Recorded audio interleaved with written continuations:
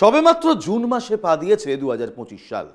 বছরের 6 মাসও কাটেনি, তারই মধ্যে একাধিক বিপর্যয়, শোকের ছায়া, যন্ত্রণায় জর্জরিত ভারতবর্ষ।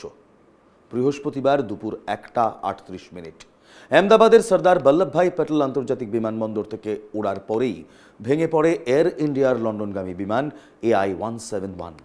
দুর্ঘটনাগ্রস্ত বিমানে মোট 242 জন ছিলেন। তাদের মধ্যে 230 জন যাত্রী, 10 জন ক্রু সদস্য এবং 2 জন পাইলট। এক যাত্রী বাদে সকলেরই মৃত্যু হয়েছে বলে জানানো হয়েছে। চলতি বছরের শুরু থেকেই ভারত দেখেছে একের পর এক বিভীষিকা। ফিরে যাই চলুন 29শে জানুয়ারি 2025। চলতি বছরের জানুয়ারি মাসে উত্তরপ্রদেশের প্রয়াগরাজে শুরু হয়েছিল কুম্ভ মেলা, বিশ্বের অন্যতম প্রধান ধর্মীয় অনুষ্ঠান কুম্ভ মেলা। মৌনী অমাবস্যা, সেই মৌনী অমাবস্যা উপলক্ষে কোটি কোটি মানুষের ভিড় হয়েছিল প্রয়াগরাজে। বুধবার ত্রিবেণী সঙ্গমে শাহী স্নান করতে জড়ো হয়েছিলেন পুণ্যার্থীরা। সংবাদ মাধ্যম সূত্রে খবর, ঘটনার দিন সকাল থেকেই গঙ্গা, যমুনা এবং অন্তঃসলীলা সরস্বতী 3 নদীর সঙ্গমে মহাকুম্ভে শাহী স্নানকে কেন্দ্র করে ভিড় করতে শুরু করেন পুণ্যার্থীরা। সন্ধ্যা যত গড়ায় ভিড় ততই বাড়তে থাকে। দেশ বিদেশ থেকে বহু পুণ্যার্থী কুম্ভে সেখানে পৌঁছন। ভিড় নিয়ন্ত্রণ করতে ত্রিবেণী সঙ্গম থেকে 1 কিলোমিটার দূরে বাঁশের ব্যারিকেড তৈরি করেছিল প্রশাসন। বিশৃঙ্খলা এড়াতে জোন ভাগ করে দেয়, ব্যারিকেড দিয়ে ঘেরা হয়েছিল সেই সমস্ত জোন। কিন্তু তারপরেও এড়ানো যায়নি দুর্ঘটনা। অতিরিক্ত ভিড়ের কারণে পুণ্যার্থীদের মধ্যে হুড়োহুড়ি পড়ে যায়, আচমকা ধাক্কাধাক্কি শুরু হয়। আর সেই আচমকা ধাক্কাধাক্কি শুরু হওয়ায় ভিড়ের মধ্যে আটকে পড়েন অনেকেই। ভিড় এতটাই বেড়ে যায় যে রাত 1:45 থেকে রাত 2টোর মধ্যে পরিস্থিতি নিয়ন্ত্রণের বাইরে চলে যায়। রাত 2টোর পর থেকে বহু পুণ্যার্থী ব্যারিকেড ভেঙে এগোনোর চেষ্টা করেন। সেই ঘটনায় পদপিষ্ট হয়ে অন্তত 30 জন পুণ্যার্থীর মৃত্যু হয়। গুরুতর আহতের সংখ্যা কমপক্ষে 60। উত্তরপ্রদেশ পুলিশকে উদ্ধৃত করে এ খবর জানায় সংবাদ সংস্থা PTI। 15ই ফেব্রুয়ারি 2025 নয়াদিল্লি স্টেশনে কুম্ভ মেলার পুণ্যার্থীদের ভিড়ে পদপিষ্টের পরিস্থিতি তৈরি হয়। দম বন্ধ করা পরিস্থিতিতে মহিলা এবং শিশুসহ মোট 18 জন যাত্রীর মৃত্যু হয়। এই 18 জনের মধ্যে কেউ কেউ কুম্ভ থেকে স্নান সেরে ফিরছিলেন, কেউ আবার কুম্ভর দিকে যাচ্ছিলেন। অভিযোগ, পরপর 2টি ট্রেন সময় আসেনি। তৃতীয় ট্রেন স্টেশনে ঢুকতেই শুরু হয় হুড়োহুড়ি। ভিড়ের ধাক্কায় লোকজন পড়ে গিয়েছিলেন, তাদের মারিয়ে চলে যান বাকিরা।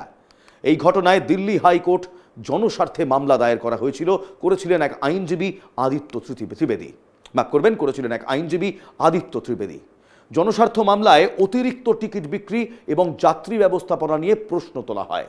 বেঞ্চের বক্তব্য, এই বিশেষ বিষয় নিয়ে হাইকোর্টে জনস্বার্থ মামলার অনুমতি দিলে মূল মামলার প্রতি অন্যায় করা হবে। এ নিয়ে ব্যক্তিগত মামলা হতে পারে, তবে জনস্বার্থ মামলা হতে পারে না। পাশাপাশি আবেদনকারীদের তাদের আবেদন প্রত্যাহারের অনুমতি দিয়েছিল আদালত। তারপর 22শে এপ্রিল 2025 ভারতের বুকে আরও এক বিভীষিকাময় দিন। মঙ্গলবার দুপুরবেলা কাশ্মীরের অনন্তনাগ জেলার পর্যটন কেন্দ্র ওয়েস্ট রান উপত্যকা। সামনে বরফ ঢাকা পাহাড়, পাইন বনের অপূর্ব দৃশ্য। পর্যটকরা আপনজনদের সঙ্গে সময় কাটাতে ব্যস্ত। সেই সময় সেই পাইন বনের ভেতর থেকে মৃত্যুদূত হয়ে হাজির হয় 5 জঙ্গি, তাদের মধ্যে 3 জন পাকিস্তানি জঙ্গি। মঙ্গলবার সময় তখন দুপুর 1:50। হঠাৎ চারদিকে শোনা যেতে শুরু করলো গুলির আওয়াজ।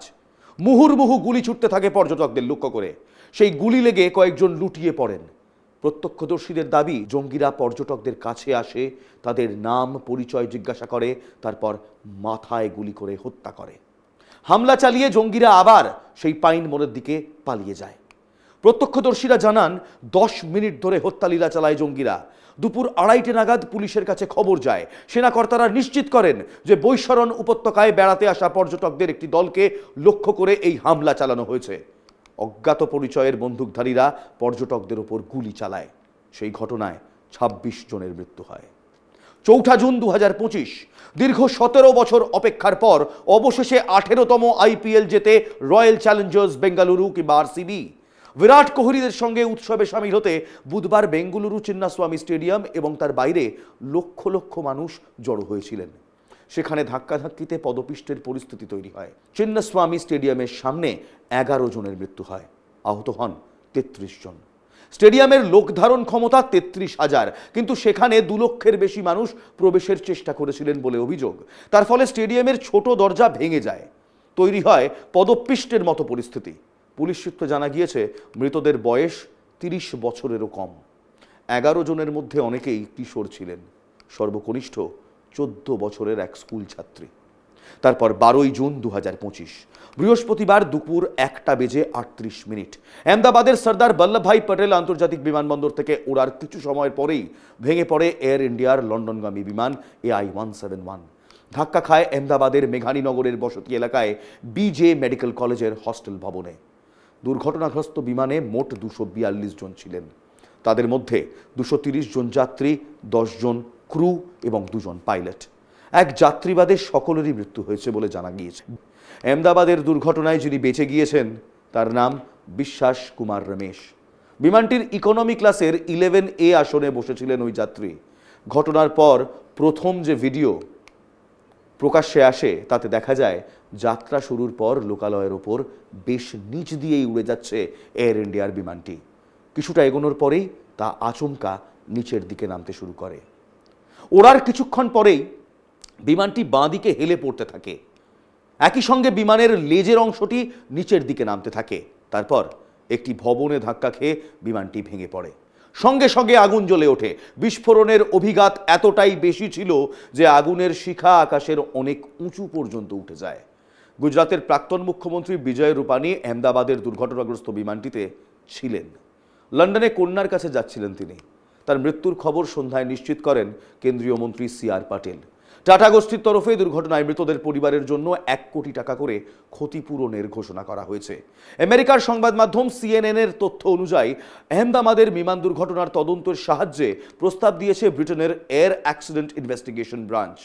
তারা জানিয়েছে ভারতের নেতৃত্বেই এই তদন্ত হবে, তবে তাতে সহযোগিতার জন্য একটি দলও পাঠানো হবে।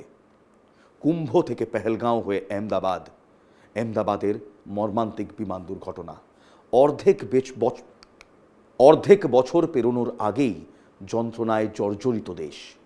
কুম্ভমেলায় পদপিষ্টর ঘটনার পর পেহেলগাঁওয়ের বিভীষিকা, চলতি মাসেই বেঙ্গালুরুর চিন্নাস্বামী স্টেডিয়ামে পদপিষ্টের পরিস্থিতি তৈরি হওয়ায় 11 জনের মৃত্যু। তারপর 1 সপ্তাহ কাটতে না কাটতেই আবার শোকের ছায়া ভারতে।